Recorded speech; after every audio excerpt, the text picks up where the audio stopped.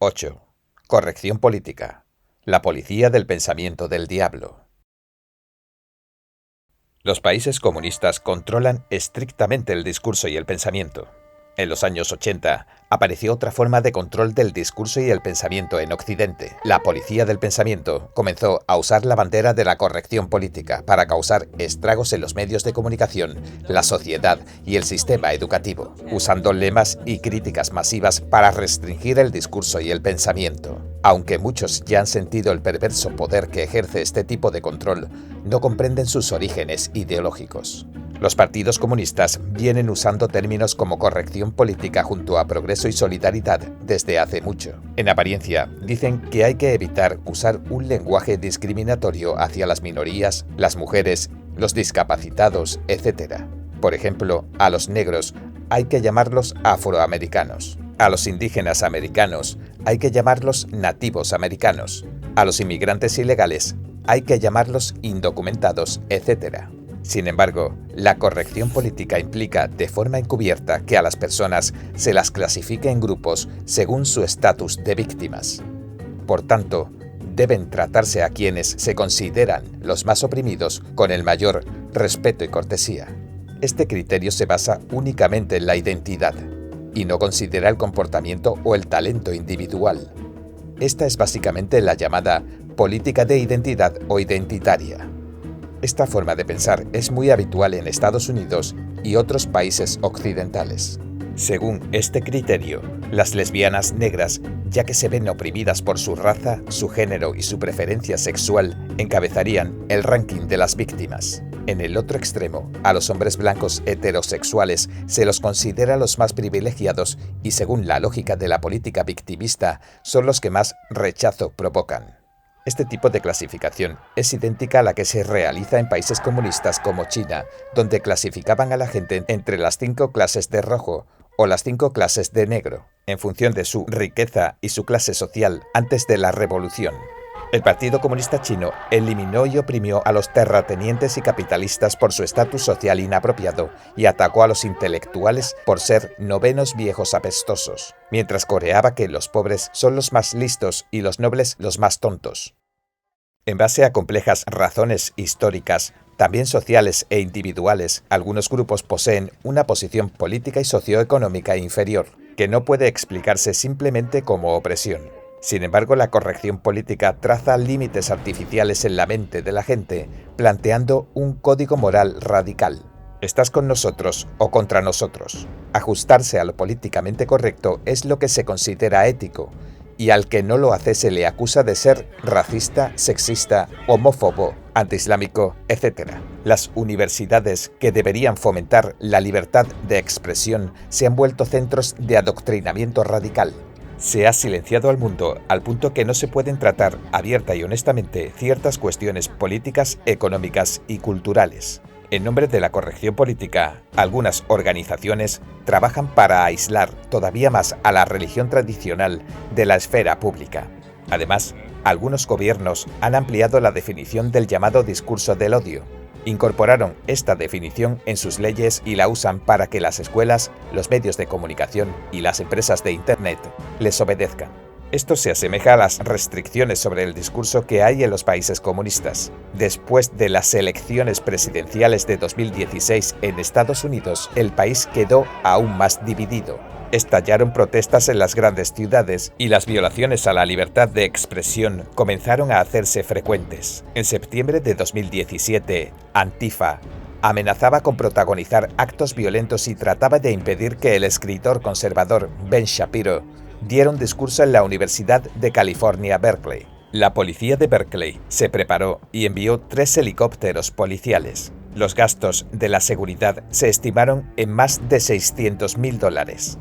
Un reportero preguntó a un estudiante que protestaba: ¿y la primera enmienda que protege la libertad de expresión? A lo que el estudiante respondió que ya no era un documento relevante. Irónicamente, un evento que marcaría el inicio de los movimientos estudiantiles en 1964 fue la lucha por la libertad de expresión en Berkeley. Hoy, la izquierda también usa el derecho a expresarse para tratar de deslegitimar y bloquear el resto de discursos. En marzo de 2017, el Middlebury College de Vermont invitó a hablar al científico social estadounidense Charles Murray. Le agredieron físicamente y un profesor de la universidad que lo acompañaba también resultó herido. En marzo de 2018, relevaron de algunas de sus funciones docentes a la profesora titular Amy Wax de la Facultad de Derecho de la Universidad de Pensilvania después de que publicara un artículo políticamente incorrecto. Otras organizaciones, de las que dicen oponerse al discurso del odio, califican a los grupos conservadores como grupos de odio. Además, ha habido casos de escritores y académicos conservadores que son amenazados por hablar o asistir a ciertos eventos. La izquierda ya se ha entrometido en la llamada libertad de expresión, al punto de que adultera cualquier debate saludable entre puntos de vista diferentes. El espectro del comunismo se vale de personas que actúan de mala fe, las hace que oculten la verdad y que repriman a los honestos o, cuando menos, a los normales. La corrección política, en esencia, consiste en sustituir las normas que son política y moralmente apropiadas por otras desviadas. Esta es la policía del pensamiento del diablo. 9. La propagación del socialismo en Europa. La Internacional Socialista surgió de la Segunda Internacional, que fundó Engels en 1889. Cuando se creó la Segunda Internacional, había más de 100 partidos políticos basados en el marxismo en todo el mundo, 66 de los cuales eran partidos en el poder que practicaban el socialismo en sus respectivos países. El nombre Internacional Socialista se originó en 1951. Tras la Segunda Guerra Mundial, partidos socialdemócratas de todo el mundo formaban la organización. En toda Europa sigue habiendo partidos socialistas que derivan de la Segunda Internacional y muchos incluso gobiernan países. Entre los primeros socialistas estaba Lenin, que fomentaba la revolución violenta, y gente como Karl Johann Kautsky y Edward Bernstein, que promovieron la reforma progresista. Para la Internacional Socialista, la democracia socialista y el socialismo democrático son prácticamente lo mismo. Ambos impulsan la idea de que el socialismo es un nuevo sistema que reemplazará al capitalismo. Actualmente, la Internacional Socialista consta de más de 160 organizaciones y miembros. Es la organización política internacional más grande del mundo. El Partido de los Socialistas Europeos, en activo en el Parlamento Europeo, es también un aliado de la Internacional Socialista. Sus miembros son los partidos socialdemócratas de la Unión Europea y de algunos otros países limítrofes. Se creó en 1992. Sus miembros forman parte de casi todas las grandes organizaciones europeas, incluyendo el Parlamento Europeo, la Comisión Europea y el Consejo Europeo. En la actualidad, el Partido de los Socialistas Europeos cuenta con 33 partidos miembros de 25 países de la Unión Europea y Noruega, además de 12 miembros asociados y 12 observadores, en total 57 partidos políticos.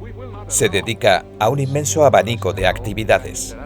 Los principales objetivos que declara el Partido de los Socialistas Europeos son el fortalecimiento del movimiento socialista y socialdemócrata dentro de la Unión Europea y en toda Europa, y el desarrollo de una estrecha cooperación entre partidos miembros, grupos parlamentarios y demás. En esencia, trabaja para fomentar vigorosamente la causa socialista. El Partido Socialdemócrata Sueco, que gobierna Suecia, afirma abiertamente que el marxismo es su guía teórica. Durante las varias décadas que lleva en el poder, ha fomentado las ideologías socialistas de igualdad y ayuda social. Los retratos de Marx y Engels aún cuelgan en los salones del partido. Los principios rectores del Partido Laborista del Reino Unido se basan en el socialismo fabiano.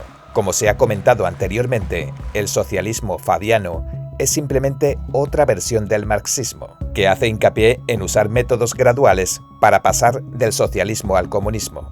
También aboga por impuestos altos, mucha ayuda social y otras ideas socialistas. El Partido Laborista ha gobernado muchas veces Inglaterra en las últimas décadas y siempre ha impulsado las ideas socialistas fabianas. El Partido Comunista Británico también ha procurado continuamente influir en la política británica, incluso con su propio periódico, The Morning Star. El partido se creó en 1920 y en su apogeo sus miembros formaron parte de la Cámara de los Comunes. Al comienzo de las elecciones de 2019 en Inglaterra, el Partido Comunista Británico anunció repentinamente que tenía intención de apoyar al líder izquierdista del Partido Laborista. Este importante miembro del Partido Laborista lleva 40 años fomentando el socialismo y la apropiación estatal de bienes. En septiembre de 2015 se convirtió en líder del Partido Laborista por una abrumadora ventaja del 60%.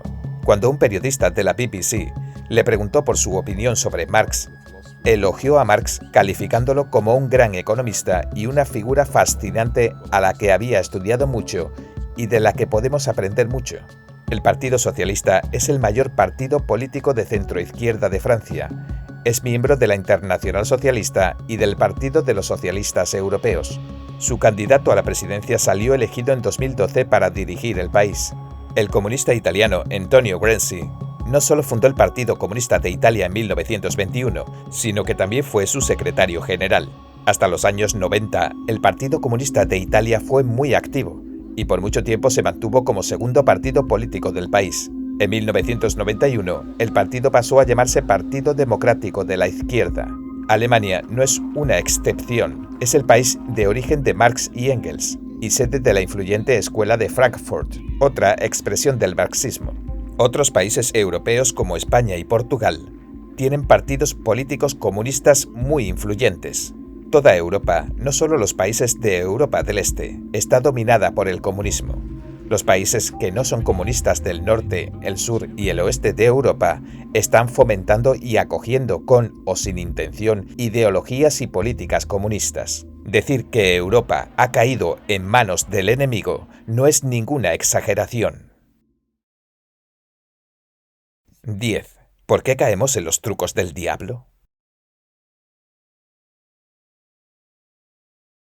El sociólogo estadounidense Paul Hollander contó en su libro Peregrinos políticos las historias de muchos jóvenes intelectuales amantes del comunismo que viajaron a la Unión Soviética, la China maoísta y la Cuba comunista. Pese a que cometían horribles abusos, a estos jóvenes peregrinos políticos no se les mostró nada, así que al regresar a sus países, escribieron con entusiasmo libros que glorificaban las políticas socialistas. La ideología comunista es una ideología del diablo, y con el paso del tiempo, la gente está viendo cada vez con más claridad que allá donde llega el comunismo, prospera la violencia, las mentiras, la guerra, el hambre y la dictadura. La pregunta es, ¿por qué hay todavía tanta gente que ayuda al diablo a difundir sus mentiras de forma incondicional e incluso se convierten en sus obedientes instrumentos? En Estados Unidos, por ejemplo, hubo gente que se vio atraída hacia el comunismo por diferentes razones en diferentes épocas. Los primeros miembros del Partido Comunista de Estados Unidos eran inmigrantes. Su estatus económico era bajo, así que les resultaba difícil integrarse en la comunidad. Se unieron al partido principalmente porque venían influenciados de sus países de origen, principalmente Rusia y los países de Europa del Este. Después de la Gran Depresión, la influencia del marxismo en Occidente aumentó drásticamente y casi toda la clase intelectual de Occidente comenzó a girar hacia la izquierda. Muchos intelectuales visitaban la Unión Soviética y al volver a casa daban discursos y escribían libros que fomentaban la ideología comunista. Entre estos había muchos pensadores, escritores, artistas y periodistas influyentes. La generación del baby boomer entró en la universidad en los años 60. Pese a que crecieron en la opulencia de la posguerra, las ideologías de tendencia comunista les sedujeron y adoptaron posturas anticultura como protestas contra la guerra, feminismo y otras cosas así. La siguiente generación de estudiantes ya aprendió de libros de texto de la izquierda porque sus profesores eran radicales titulares, consumando así el triunfo de la larga marcha del comunismo por las instituciones e iniciando un ciclo destinado a reproducirse y mantenerse para siempre.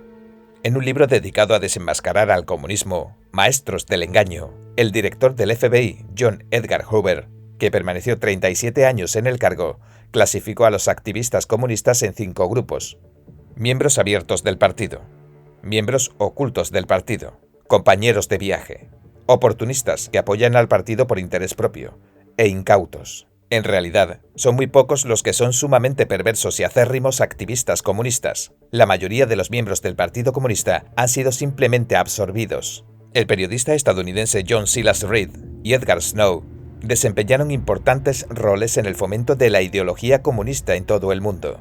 Reed escribió el libro 10 días que estremecieron al mundo y Snow, Estrella Roja sobre China.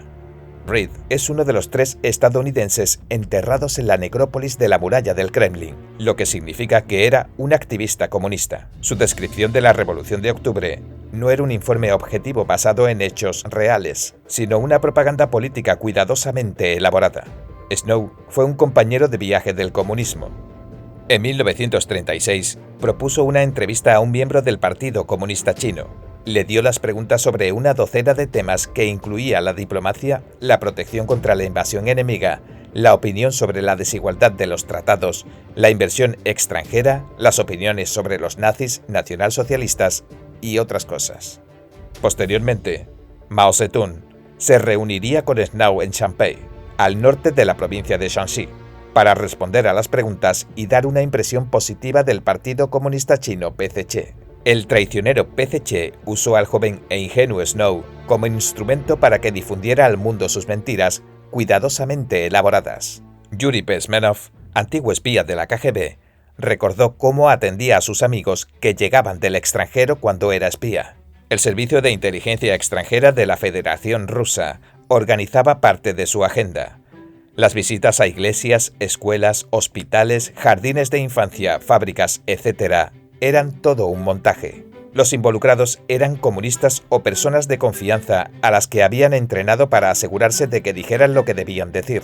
Citó como ejemplo cuando Look, una importante revista estadounidense de los 60, envió a periodistas a la Unión Soviética. Terminaron publicando el material que prepararon las fuerzas de seguridad soviéticas, incluyendo fotos y escritos.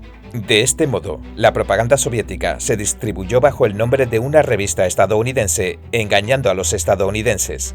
Bezmenov dijo que se podría excusar a muchos periodistas, actores y deportistas porque no llegaron a conocer lo que era en realidad la Unión Soviética cuando la visitaron, pero que el comportamiento de muchos políticos occidentales resultaba imperdonable. Tejieron mentiras y cooperaron con los comunistas soviéticos para mejorar su propia reputación y obtener beneficios, dijo, calificándolos de moralmente corruptos. En el libro, usted puede confiar en los comunistas para que se comporten como tales. El doctor Fred Sparks analizó por qué algunos jóvenes de familias acomodadas se sintieron atraídos por el comunismo. Planteó 4 razones. Primero, el desencanto por el capitalismo. Segundo, la creencia en una filosofía de vida materialista. Tercero, la arrogancia intelectual. Cuarto, una necesidad religiosa insatisfecha.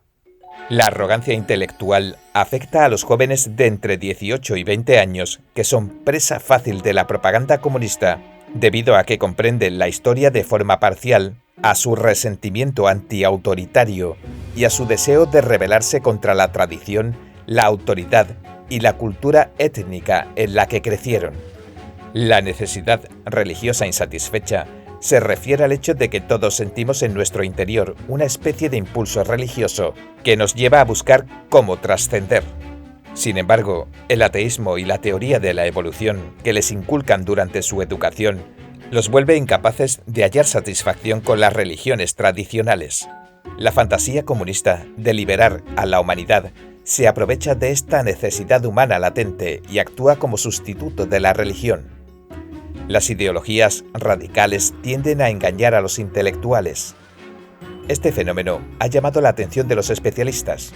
En su libro El opio de los intelectuales, el filósofo y sociólogo francés Raymond Aron señaló que, por un lado, los intelectuales del siglo XX criticaban el sistema político tradicional, mientras que, por el otro, toleraban e incluso hacían la vista gorda a las dictaduras y las matanzas de los países comunistas.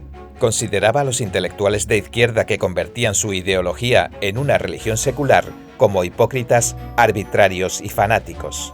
En su libro Intelectuales, de Marx y Tolstoy, a Sartre y Chomsky, Paul Johnson, historiador británico, analizó las vidas y las opiniones políticas radicales de Rousseau y de otros tantos intelectuales que le siguieron. Descubrió que compartían la fatal debilidad de la arrogancia y el egocentrismo.